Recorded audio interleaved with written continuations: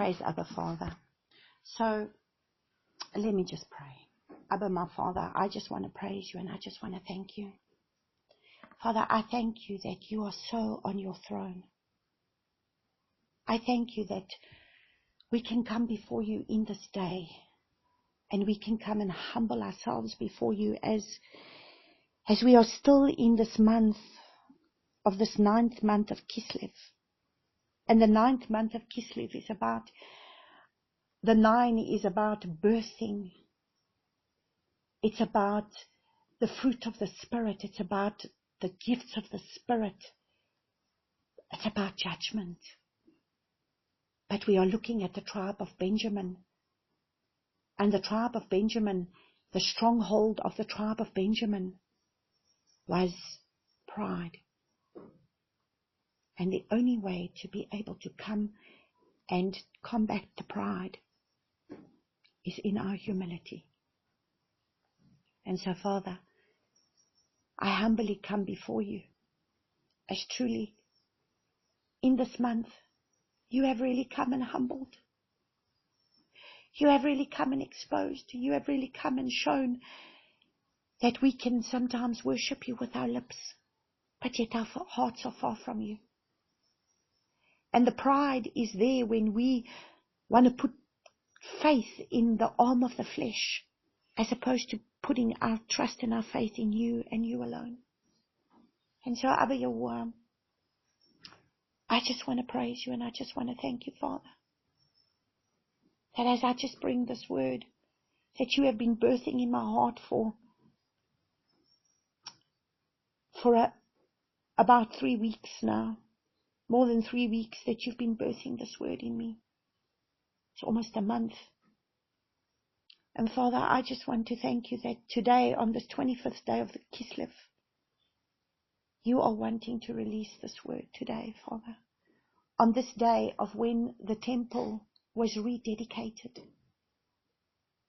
when the temple was desecrated, but at the same time when the temple was rededicated. And so, Abba, I come before you on this day and I praise and I thank you, Father, that I humble myself and I ask you, Father, bring to my remembrance what it is that you want to share in this day. Father, I don't want this to be anything about what I think, about what I say, but it's about what you are saying and what you have done and your prophetic message of what you are birthing in this hour in what you're wanting to do. And so, my Father, I just want to praise you and I just want to thank you, because truly we are in a significant hour, in a significant time. And so, my Father, I just want to praise you and I want to thank you that I just come and allow you to speak through my lips, speak to my mind and speak through my lips the very oracles that will come from your heart in this day. In Yeshua's name I pray this. Hallelujah. And so,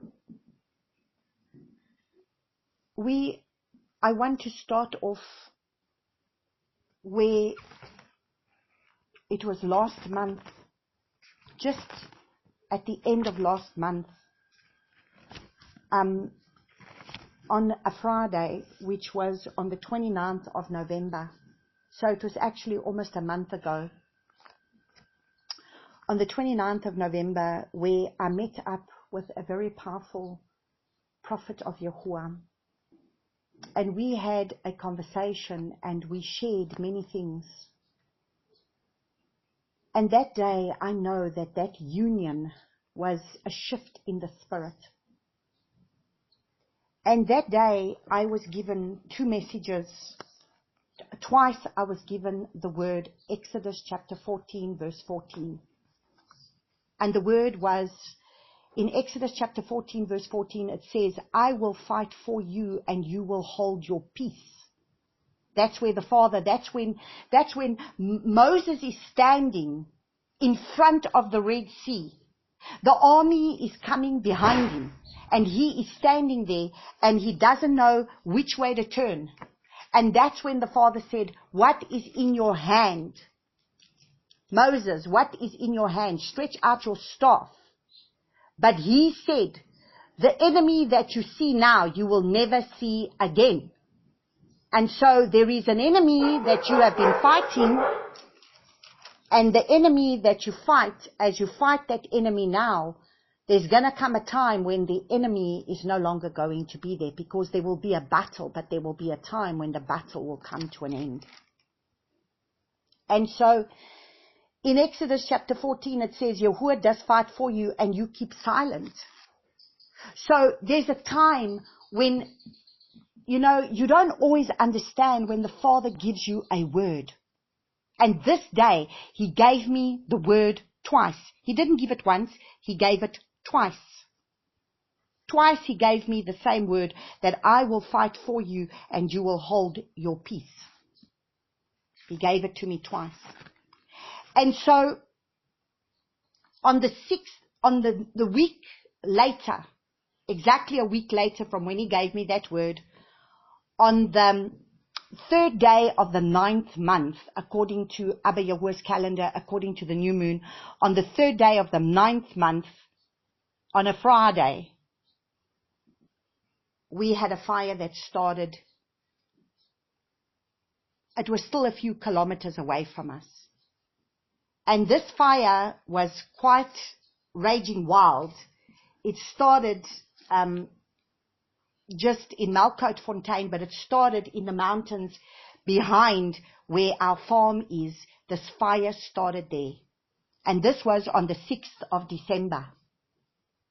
And that day, there again, it depends on what you see, what you perceive, what you understand. Because you're either going to be able to fear the fire that is a few kilometers away from you, quite a few kilometers at that time, the fire, we could see the ash was falling here outside our door. But we really prayed and we really trusted. We were blowing our shofars, we were trusting, and the Father brought the rain and the fire was put out. But you see, the word says men's hearts will fail them for fear. So in the days ahead, there are going to be people that out of fear, they will fall because of fear. And so we've got to understand that we are either going to walk by faith or we're going to walk by fear. And this is the thing that we need to understand, because when I explain everything about the last 2 Torah portions of last Shabbat and the Shabbat before that, and as a matter of fact, as we go into the understanding of when the fire started, that was right on the border of our farm, was exactly the Torah portions that we need to understand of when the Father is dealing with the menorah. And what is He saying? And so this fire started, but the fire was put out. But that fire was already bringing a fear in the hearts of people, because it was very close. So and that fire started on the 6th of December. So on the 6th of December, that fire started. And it was the 3rd day of the 9th month. Then, on the 9th of the 9th month, so on the 9th of the 9th month, which happened to have been on the 12th of the 12th, which was on the Thursday of the 12th of the 12th, which was in our calendar the 9th of the 9th, that same prophet that I met up with on that Friday, when the Father gave me Exodus 14 verse 14, came to visit me. And she came, and we almost cancelled because we were busy with many things on this farm. There was a funeral that there was going to take place, and there was many things going on, and so we almost cancelled, because this is our very, very busy time on our farm, because we have blackberries that we pick, and it's extremely busy because every second day we have to pick berries. So it's very busy on the farm at this time. But I made time. And so she came bearing 2 gifts. And the first gift that she came bearing is a gift that I have prayed for many years. But I had no idea how on earth I would ever get my hands on this very item that I'd been praying for a long time. And I'd asked the Father if I could have a gift like that, but didn't have any idea how I was going to get one. And so she comes with a bag and she gives me this gift. And when I opened this bag, I fell to my knees. Because she gave me a silver trumpet.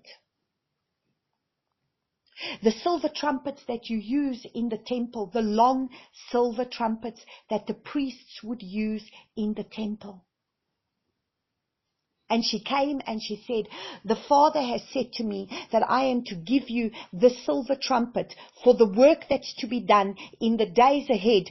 Now it's time. She's been using it and it's her own silver trumpet. And she said, the Father has said, it's time that I pass it on to you because you need to run the next race with this trumpet. He says it's for the work that must be able to bring in the tribes. Now, if you understand the meaning of the 12, of the silver trumpet, it's so powerful. So she gave me that, and then she gave me a scarf with the 7 fruits of the land. So it's fruitfulness. We're supposed to be bringing in the fruit. It's the 7 fruits of the land, and each fruit, I've done a whole teaching on the 7 fruits of the land. You can go look at it on the YouTube under the 7 fruits of the land. So where you've got your pomegranate, you've got your olive, you've got your date, you've got your wheat, you've got your barley, the dates, it's the grape, it's the 7 fruit of the land. So it's like the fruitfulness of what needs to come in, and at the same time, the silver trumpet. But now look at this. It didn't just get given to me on any day. It got given to me on the 9th of the 9th month, according to Abba Yahuwah's calendar. 9, double portion 9. And we've spoken about 9. This is the 9th month. It's the tribe of Benjamin, and everything that we brought of the tribe of Benjamin, they are the ones that are the wolf in the one side. They are the ones that are warriors. They have the bow and the arrow to go to battle. Ruthless warriors. But 9 is also the number of birthing, and it's also the number of fruitfulness. But 9 is also the number of judgment. So in this month, the Father is going to bring judgment. He's bringing judgment. He's going to judge a case. He's going to judge a situation. He's going to be able to come, because when he said to me, I will fight for you, you will hold your peace, it means that there has been a battle, and he's going to bring the finality of that battle. And so what is some symbolism behind a silver trumpet? The symbolism behind the silver trumpet is two primarily purposes, and that is, 1, to summon the congregation and to set up on their journey. So the silver trumpet is used to make people alert and get attention. It is also used to sound the alarm of battle. And it is the high priest or its representatives who are to blow these silver trumpets. So it had to be the priests that were blowing the silver trumpets. And it's interesting because it was given to me on the Gregorian calendar of the 12th of the 12th. So what is the revelation behind the 12? So the 12 is given for governmental perfection. So this number is associated with government and divine selection, the birth of the 12 tribes. So it is 12, it's the 12 tribes on the breastplate of Aaron, the high priest. And then you have the 12 cakes, which makes 6 on the one side, 6 on the other, making up the 12 tribes. So it's perfect government. It's also the 12 gates of the New Jerusalem. And it's also apostolic calling. It represents perfection. It represents divine election. It's the tree of life because it bears the 12 fruit. And so this silver trumpet is the trumpet calling forth the 12 tribes now to come and gather. And this is the word that I have been saying from last month where I said, find your tribe. You need to find your tribe, be with your tribe. Because we need to be with our tribe. And this is what the Father is doing. Father is finding the tribe. He's gathering the tribe. I stand in awe. On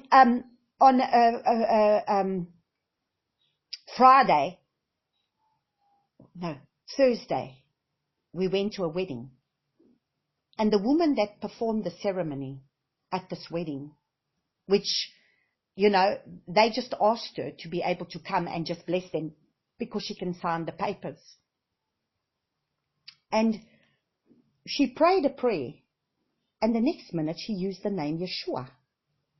And I thought, where on earth does this woman get the name Yeshua from? And so she performed the ceremony, and then when she was finished, I went up to them and I started to speak to them, her and her husband.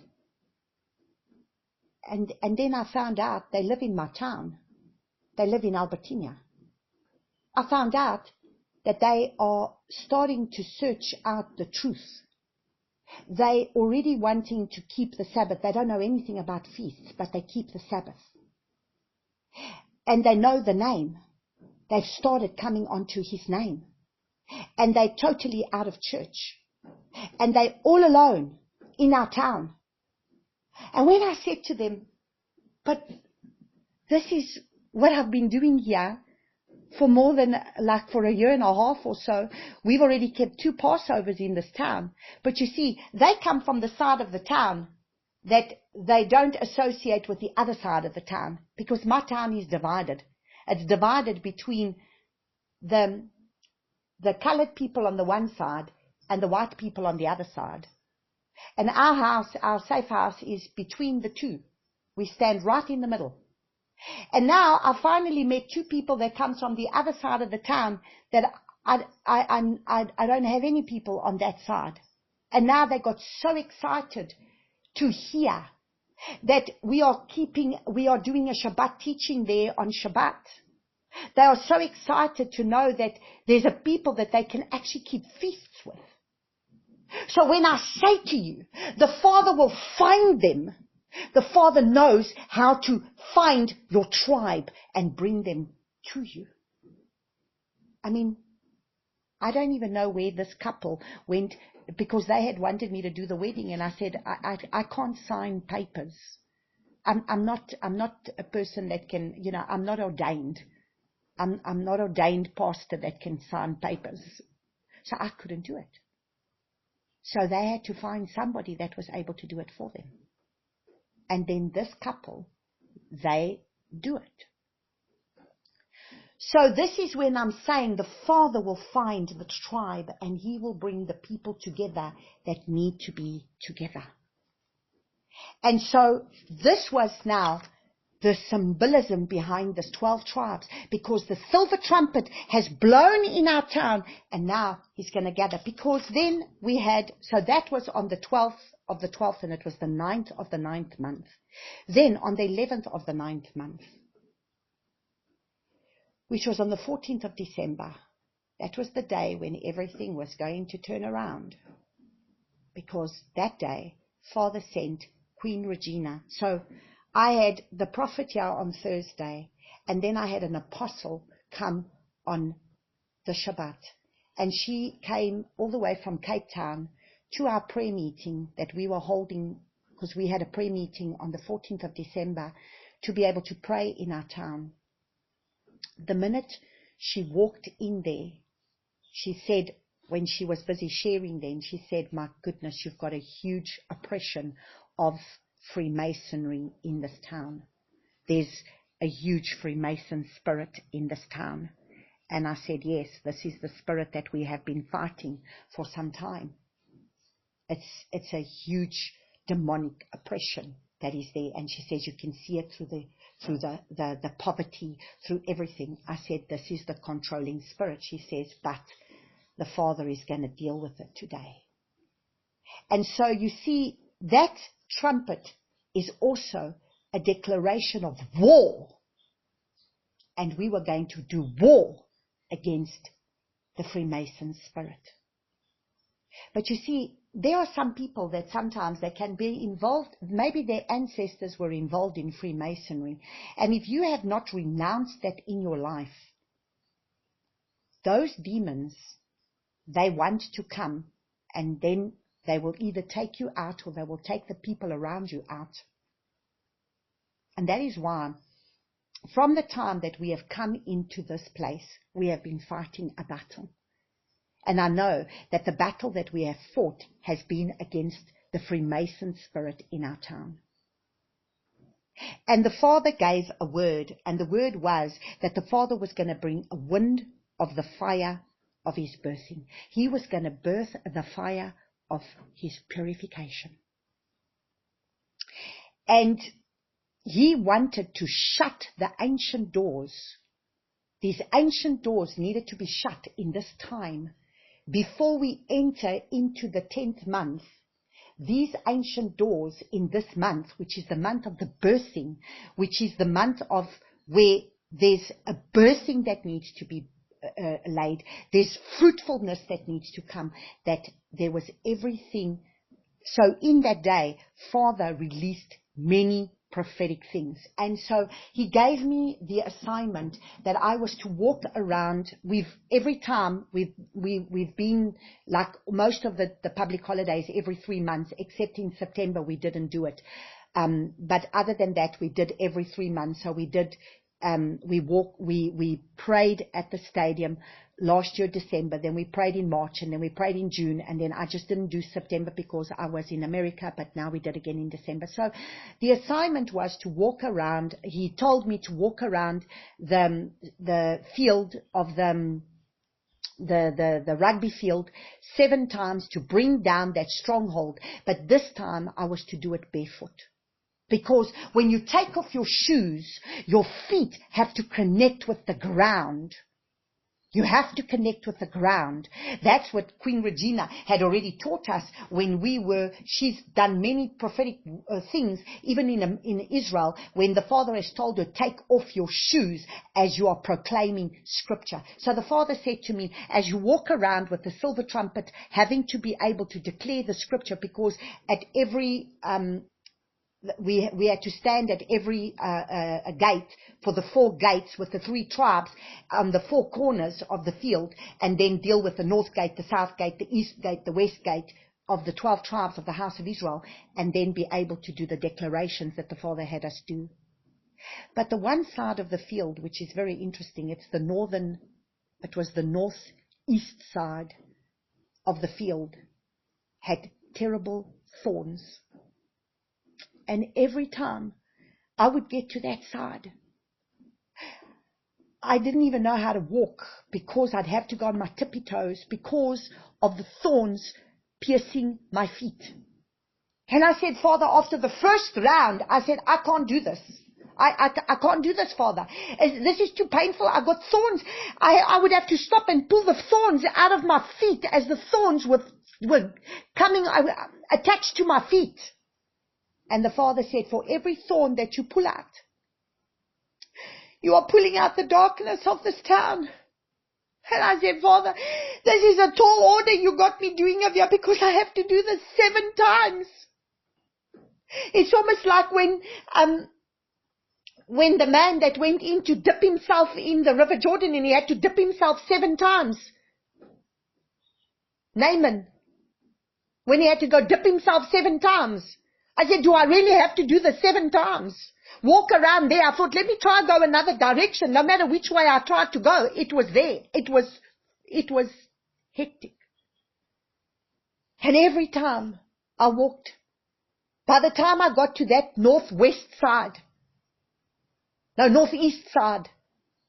There I had to pull it. And that was exactly in the direction where the strongholds of the Freemasons is in our town. And it was like I was having to pull down those altars on that side of the town. Pull down that Freemason altars of that side of the town. And so I was walking like on my tiptoes eventually because I didn't know. But if you go, then if you pierce your toe on, if you pierce the thorn on that part, once you are all your weight on there, it was so painful. By the 6th time round, I now walk in a section where I stood on a bee. Now I'm allergic to bees. And I stood, the next thing, I just feel this burning. And I thought, what is this now? What have I stood on? And the next thing I look, and there's the I just knew that this is now the bee sting. And there is the sting in me. And I just pulled the sting out. And now my foot is on fire because of this bee sting. And I thought, oh, Father, what am I going through now? He said, my child, you have to be able to go through the purification of the fire, and you have to. I said, Father, I got nothing here. The last time when I was stung by a bee, I had to go for a pethidine injection, and my whole leg swelled up, and now I'm standing there and I'm saying, there's no time to think about that. I've got to stand by faith and say, Father, I'm doing an assignment for you, and I have to carry on doing this assignment, even though my foot is on fire right now with the bee sting. I have to just carry on having to do this. And there I walked. And then I got to Elsie. Now we still got to go to the last lap. And I said to her, I've just been stung by a bee. I said, I've got nothing here. She says, there's only Vicks. I put a little bit Vicks and carried on walking and said, well, Father, you know what? This is all I've got. But I have faith. It's not about the medication. It's about the faith. Because this is the lesson. The lesson is, doesn't matter what is going on around you. You have to stand on His word, that He's the one that will fight for you, and you will hold your peace, and you will continue on the assignment, because this is what He requires of you. You can't shy away now, just on the last lap. So we do the 7th lap.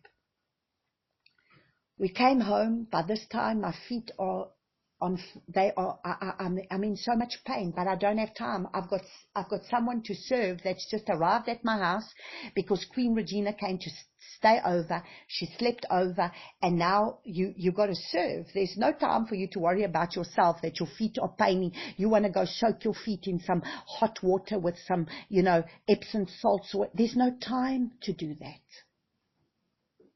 because you've got to serve. And then I realized, I said, Father, if it's not serving you, it's serving your people. But you see, that's what we're called to do. We're called to serve Him. We're called to serve His people. Whether you feel like it, whether you don't feel like it, doesn't matter what is going on, you are there to serve. Now the next day, we got to wake up early in the morning, because the next day we are going to Cape Town. Now, unbeknown to me, the fire has already started again. I didn't know that the fire had started. All I know is that whatever we did on that field, blowing that trumpet, it irritated the demons enough to want to spring up a fire that was going to want to come and annihilate us. And that's where it all started. So, we left for Cape Town. By the time we arrived in Cape Point, it was 4 o'clock the afternoon. And now we've got to go deal with the Dagama.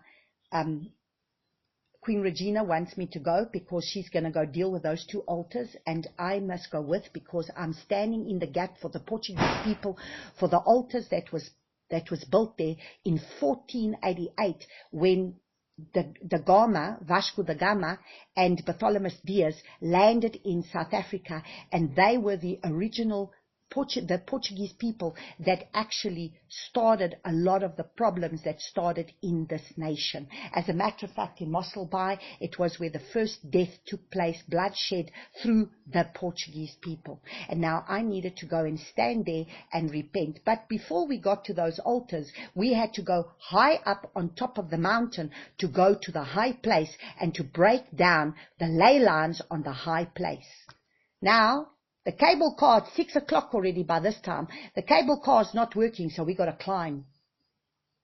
Now, you got to climb all the way up the mountain. Now, once again, it's a dying in your flesh. You are exhausted already from the day before. Your feet are sore, but you got to climb because you're on assignment for the Father. There's no time to worry about yourself here. You're on an assignment. And so when we got up there, Queen Regina had to do the prophetic work of building an altar, and then I had to stand up on the rock and be able to take my huge key to close the ancient gates, to be able to close the gates for the southern tip there at Cape Point, which is the ley lines that run to New York, that run to Paris, that run to it connects to New York, to Paris, and there was another very significant one. There's more than one places, and every place it also ties to London. So it was to London, to France, Paris, to New York, all those places that those ley lines are connected to. So every ley line that is connecting to, it's connecting to these very strategic cities of serious demonic oppression in those towns. And this is now where this altar in Cape Point is, it's connected to there. And so that was the altar that I needed to be able to break there and close with the key the ancient gates, and to be able to close, to be able to deal with the southern gate, to close the gate there at Cape Point. So we only landed up leaving the park. It was 8:30 at night. That was the time we landed up leaving the park. And then we still had 2 hours drive. By this time, when I arrived there, just as we arrived there, by this time, we are receiving the phone calls of the fire is just here by the neighbors already. Natalia, please pray. And now I am starting to get anxious about this fire. And now my mind is not on the assignment. My mind is on the fire. And then Queen Regina rebuked Elsie and I, and she said, now listen to me. And she looked at me and she said, Natalia, you are here to do a very specific work for the Father. And these ancient gates need to be dealt with. And you don't have any time to be sitting over there focusing on a fire back home. Because that is part of the enemy's strategy to distract you from what you need to do here. So at that very moment, I had to block off everything of a fire going on this farm, that is now on the border of our farm. I had to block everything out. We prayed for the fire. She took authority over it. She took authority over the wind. She took authority over everything. She said nothing would harm us. She took authority over everything. And now we have to believe that this is the way it is. You don't have time to worry about no fire. By the time we get back online, it's 8:30, and by this time the fire is on the mountain right in front of us. They can see the fire.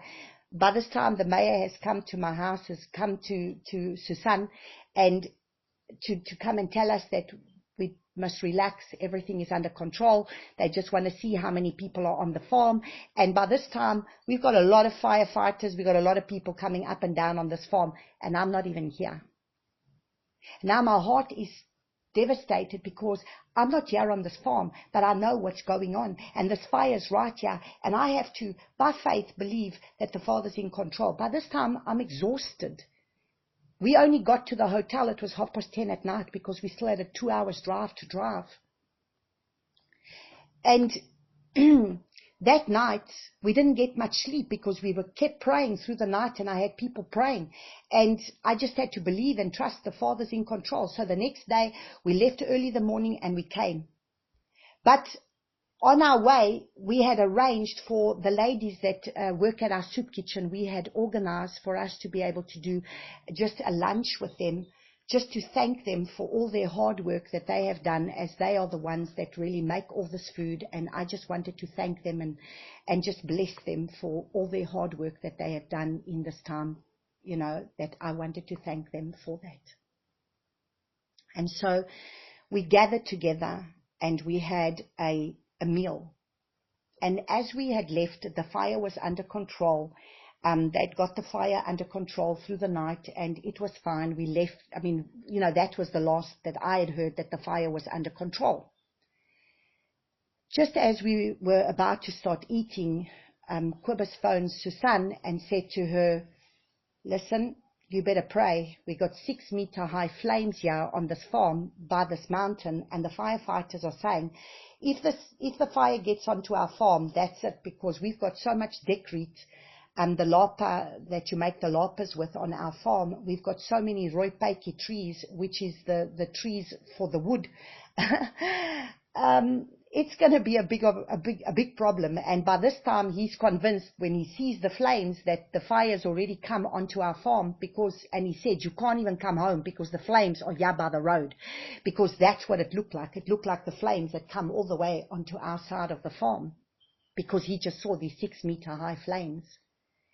And they were doing everything in their power to try and fight this. And the whole thing was, their fight was to try and fight that the fire would not come onto our side of the farm, on the other side of the mountain, because if it were to come on that side of the mountain, if it started to burn on our side, we've got so many trees that they would have battled to get the fire out. And so when he phoned, we immediately went into prayer. We were, I think, 12 of us at the table. We just held hands.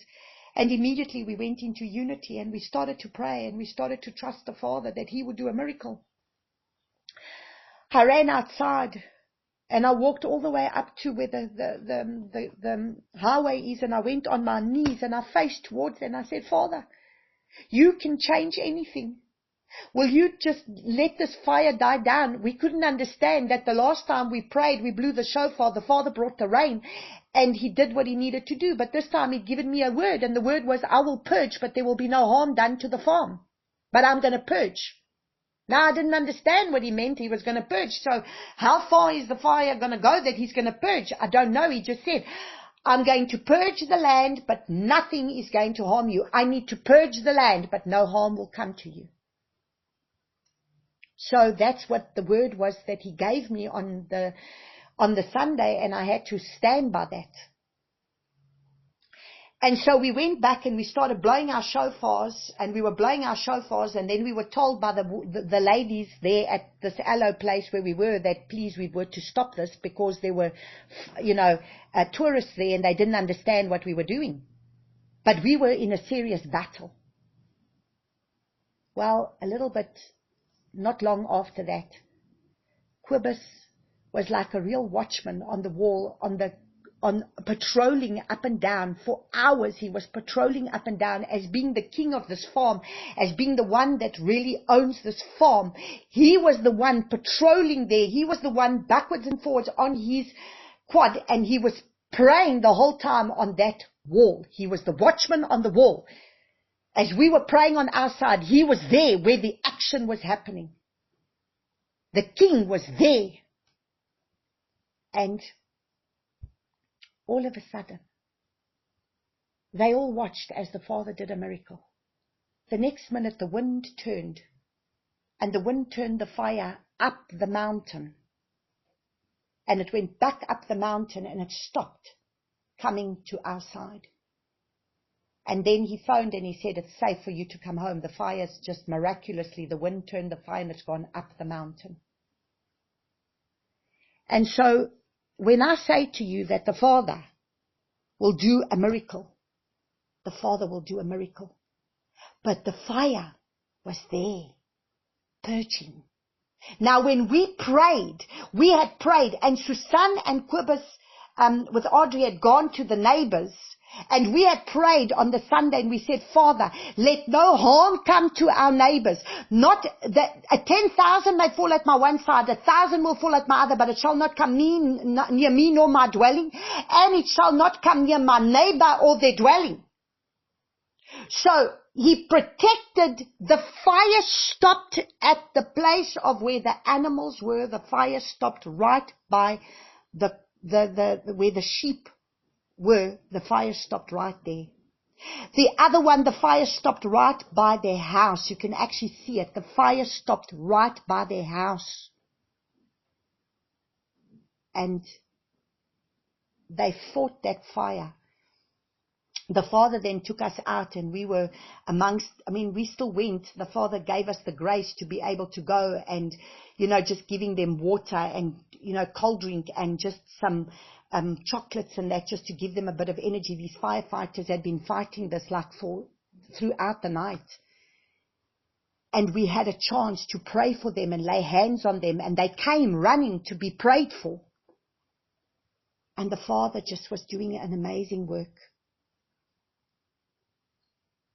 And that was the Monday. By that Monday night, by the Monday afternoon, that seemed like the fire was dying down, but by Monday night, when I climbed into bed at 12 o'clock at night, I could see the raging flames again on that mountain, and I said, oh, Father. And by this time, I was exhausted already from the praying. And I had to get to the place of coming to the place of saying, okay, Father, I now haven't really slept, and I need to get some sleep, and I have to believe that I'm going to be like Joshua, who was in the boat. The disciples woke him up, but he was resting. He spoke to the storm, he told it to be still, and he was resting. And I said, Father, I'm going to go to bed now, and I'm going to go sleep, and I'm going to believe that you are the one that is in charge of this fire. I cannot fight this. I can see this fire on this mountain. I can see it. And it can come down the mountain, and it's going to come onto the farm. And what am I going to be able to do to stop this? But I have to believe that you are who you say you are. You have given us a word, and we trust you. And I went to sleep. At 4 o'clock in the morning, when we woke up, the fire had died down on that Tuesday morning. But unfortunately, with the wind, in the week, it started up again. And then it started up in another place. And throughout this week, by yesterday, they had, I think it was 4 or 5 fires out in this place. They've been fighting a fire out by Jongensfontein. They've been fighting that fire now for 3 days, and those firemen are so exhausted, and it's just fires everywhere. And we have not had this in this area, fires as bad as this, as what I have seen since we've been here for 3 years. But the Father had said that the wind of the fire for the birthing and the purging of what I need to do. So I have to understand, in all these fires that there's been no loss of lives, there's been no loss of property. Yesterday, we really prayed because yesterday there was a fire that was by these houses, these huge houses with loppers. They got the thatched roofs, and if the fire were to get there, those houses would have burned down to the ground. But we've just been praying. And the more I've been watching these fires, and this is the word that the Father has been birthing in me, where he said, my child, this is what I had said. And what's interesting is the Torah portion for that weekend of when the fire started, the very Torah portion of that weekend was the Torah portion of Bahalettecha. Oh, such a difficult word for me to be able to speak. Behalottecha.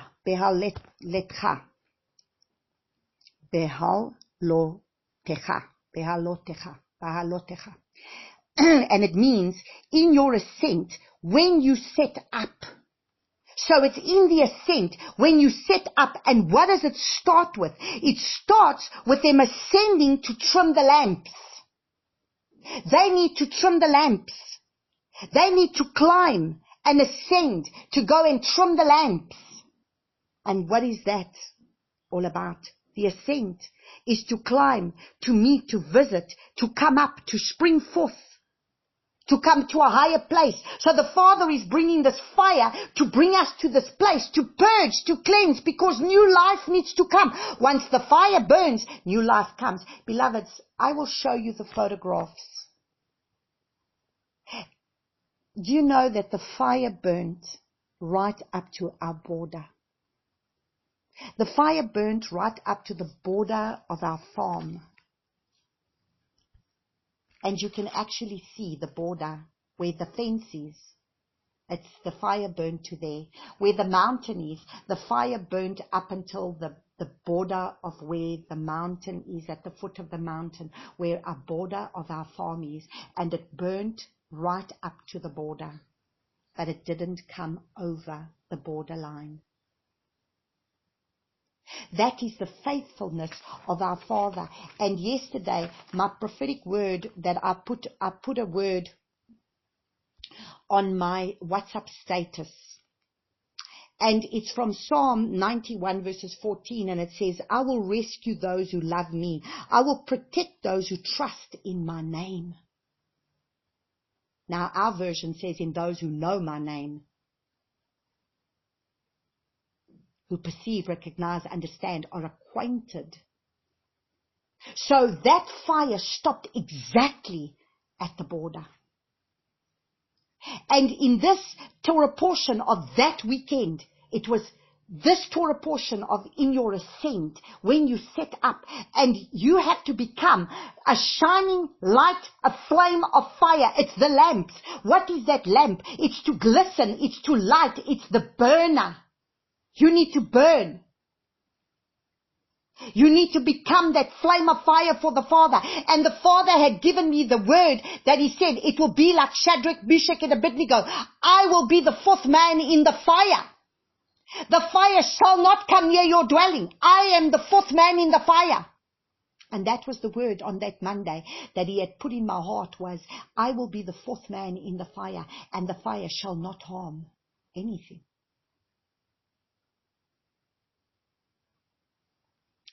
And so when you take that in front, when they had to stand in front of the lampstand, what is that in front? That in front is panim. It's like panim, which is in the face, in the presence, in front, in the presence of, in the face of, before the face of. So we have to come before the face of the giants in the land. Beloveds, all these Torah portions is all lining up together to what the Father is doing in this hour. You have to face your giants. You have to see your giants in the land. Because if you don't, men's hearts will fail them and they will die. They will fall dead because of the fear in their hearts. Now you're either going to confront the thing that's going to come before you, or you will run from your enemy. You will run. And this is what we've got to understand. The thing that you fear. I wrote something. I just want to get to it.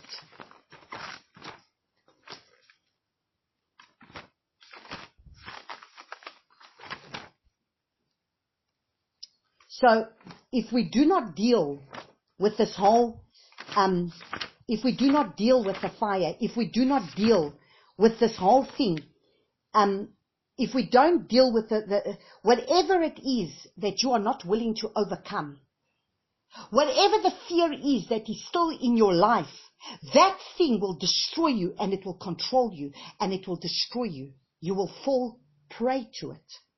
You have to be able to overcome. You cannot fall prey to it. And so that is why we need to understand that the Father is trying to bring us in front of Him, in panim. He is the fourth man in the fire. We're going to have to go through the fire of purification. How long have we been speaking about the fact that He wants to bring His consuming fire? I had to have a literal consuming fire to consume around me in order for me to understand what the Father is trying to say. That lampstand, that menorah, if, as you know, these people want to be able to talk about this time of Hanukkah, that you are supposed to be lighting a 9-candlestick menorah. No, it's the menorah of the Father that is in the tabernacle. We are supposed to be this menorah. We are supposed to be the light that is supposed to shine in a dark world. Because that lampstand is the work, but that lampstand had to go through, it had to be made of pure gold. We have to be purified. Only through the fire can you be purified to come out like gold. So only through your trials and your tests, in the purification of this process that the Father's taking us through, you going through it in various different ways, beloved. My process is not your process, because my call is not your call. So I have to go through my process, and the Father's got to birth whatever. You know, we fought this spirit of this Freemason spirit. We've been fighting this Freemason spirit for 2 years. But the Father has said, I am bringing it to nothing. I am going to destroy it. It will fall dead if it has to fall dead. Just like that Satanist was no longer able to do his satanic rituals anymore in our town. It stopped in its tracks. So this Freemason spirit had to be dealt with. But this Freemason spirit, this land being purged, it's all part of the Father. Now in the physical, he is burning what is in the spiritual. Everything that is being done in the physical is what he's dealing with in the spiritual realm. And these fires is part of a spiritual thing that he's busy doing the cleansing. So as the fires are burning, so he is cleansing, so he is purifying. Because we need to be able to come, the works that he wants from us, it's the deeds, the labor, the achievements. Because understand, you know, what was the difference? Today's Torah portion is Korach. Why could Korach not come and offer the incense on the fire of the altar of incense? Why could he not bring that fire? Why could he not bring the fire of the altar of incense? He was only a Levite. He was not a priest. Because it's the priests. And who are the priests that the Father's raising up? They are the ones that the call on the outer court, the call that comes from the brazen altar in the outer court, that call is the one that goes onto the altar of incense. That's why you have to become a coal of fire that needs to burn in the Father's hand.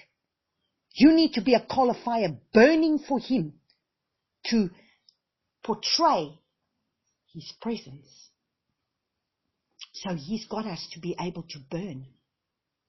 And Korach went to do something out of his flesh. So, beloveds, you cannot do the works of the Father out of your flesh, because they will bear no fruit.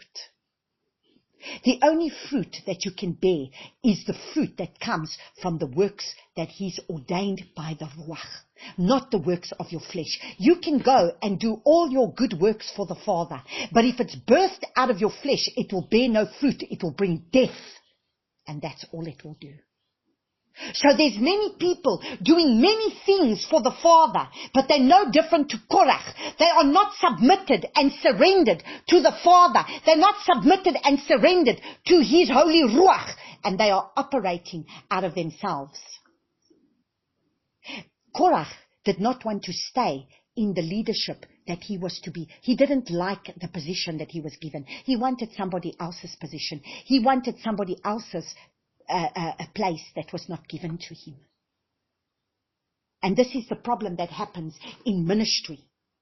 There's a ministry, but people are not happy to be where they are and to be able to receive. You see, the Father's got to take you through the process before you can birth. which is what I keep telling my son right now. If you don't go through your process, the Father is equipping you. The Father is taking you through the process because you are not mature enough in order to be able to handle the work that He's got for you to do.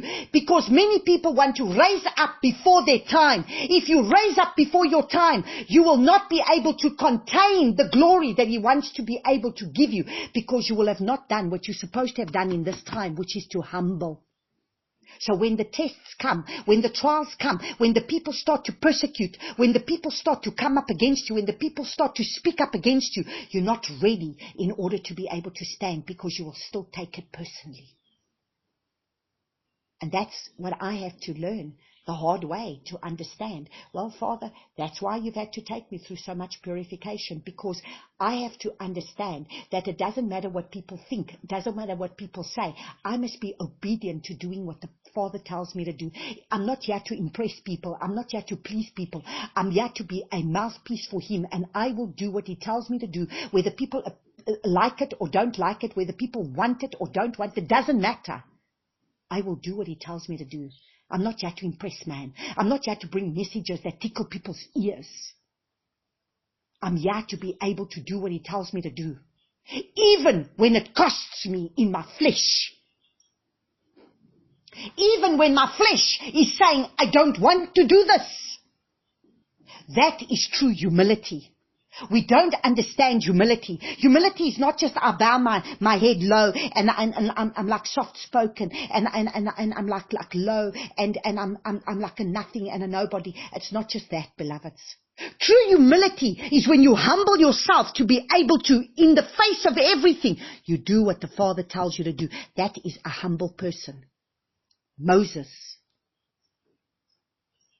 And what did he get when he decided to come up against not wanting to submit? It didn't go well with him. It's always Moses that puts the fear of Yahuwah in me. When he struck the rock, when he was told to speak to the rock and he struck the rock, he never entered the promised land because of that. And that's why it's the fear of Yahuwah that we need to have there. That's why He's got to take us through the processes of what does it mean to stand by faith, of what does it mean to be able to walk out this path that He's set before us. And so these are the things that we must understand what the Father is doing in the hour that we find ourselves in. Because, believe me, Abba is going to be able to put us through this purification process. Abba is taking us through this difficult time. He's shaking everything that can be shaken. He's going to shake everything that can be shaken. He's going to shake everything that can be shaken, because that was the 24th day of the month of Kislev. From there, it's going to be shaking. He wants to shake. He's got to shake everything that can be shaken. So you see, whatever you see bigger than Yahuwah. So if that fire was bigger than Yahuwah, you will fear. We need to see Yahuwah bigger than every situation in our lives. Abba needs to help us in order to see Him bigger than whatever the problem is that's in your life. Whatever you magnify above Him, that thing you will bow to, and that thing will be your destruction and your downfall. So when I had to look at that fire, those flames looked very big. And when I was going to go to bed, I'm looking at those flames and I'm saying, Father, it's the middle of the night. There's no helicopter out here. I don't even know how many firefighters are out there to try and put this fire out. There's no helicopter. There's no water being poured on it by the helicopters. There's no rain. I don't know how we're going to put this fire out. Oh, Father, please have mercy. And this fear is coming up inside of me. And this is when I had to realize, what are you doing? I will fight for you. You will hold your peace. Who's the one who's going to put out that fire? Who's the one who already did the miracle that afternoon by turning the wind? Do you think I cannot put out that fire? Do you think you need all your firefighters to put out that fire? Do you not understand that I am the one that is in charge over here? But you see, until you are confronted with the things, you don't realize the magnitude of who He is.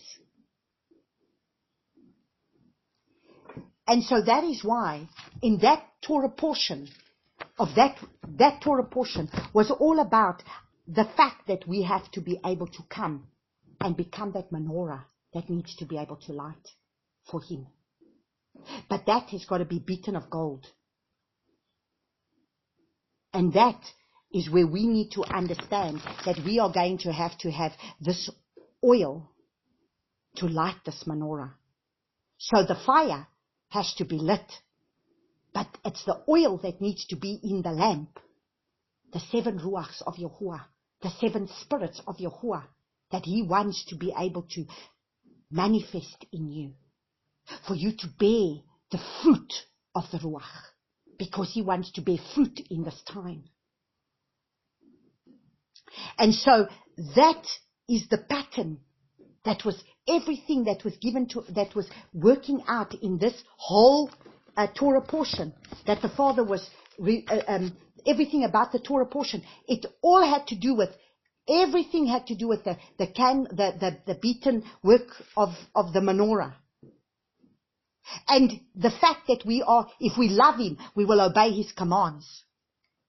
It was everything to do with the fact that they were complaining about the fact that they didn't have meat. Oh, when we were in Egypt, we had the meat. He brought them the quail, and what did he do? Straight as he brought them the quail, the plague came upon them, and how many of them died? All those that were from the mixed multitude were the ones that were complaining. He took out the mixed multitude. But then, straight after that, we start our new Torah portion then, which was last week Shabbat's Torah portion, where the fires were still raging wild around. And it's Shelach Lecha. And what is the Shelach Lecha? He sends us out among the wolves. What do we do? You will be sent out. Now you need to be sent out. You know that I was there. Then I went back to that Aloe place where we were having our little gathering. And I went there to be able to go and meet up with somebody.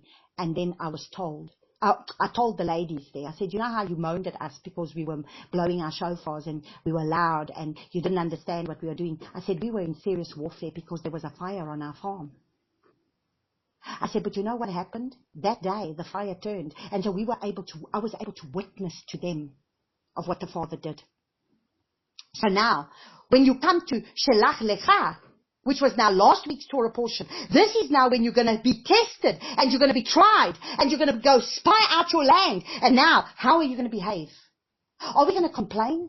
You see, now this is where we get to the next section of our message today.